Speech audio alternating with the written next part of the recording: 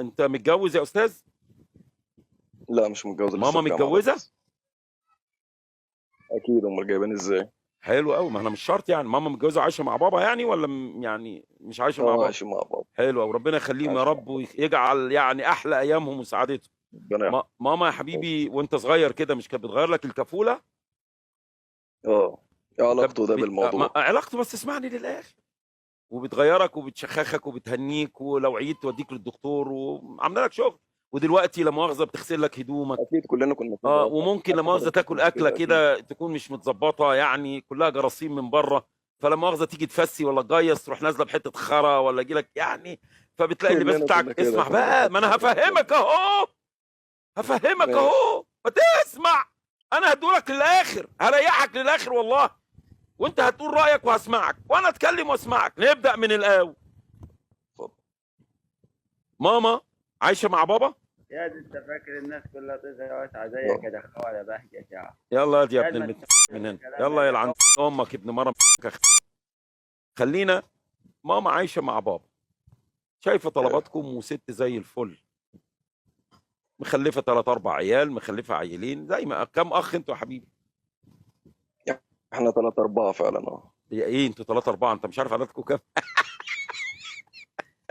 احنا 4، ما انت حضرتك بتقول 3 4؟ لا 4 3 4 دي انا كمل اقول، خش ما في انا ما الموضوع، اعرفش عشان يبقى انا ما مستني حضرتك اعرفش. تخش في لكن انت الموضوع. عارف انتوا كام اخ يعني. المهم 4 اخوات.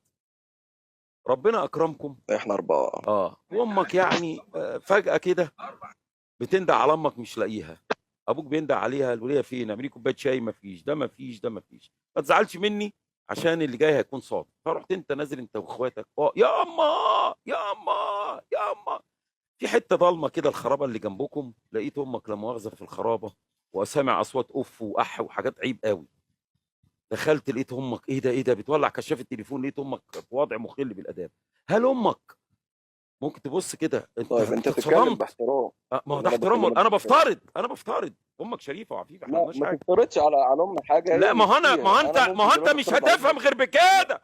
اللي زيك ما بيفهمش لا غير لما بتيجي هفهم. جنب طزه وجنب شرفه. خلاف كده افهم. ما افهم. بتفهموش. اسمع بس للاخر. اسمع بس. يجي ما انا بقول ابوك، لك تتكلم باحترام تاخد والله راحتك. العظيم في منتهى الاحترام. جه ابوك الراجل الكمل المحترم.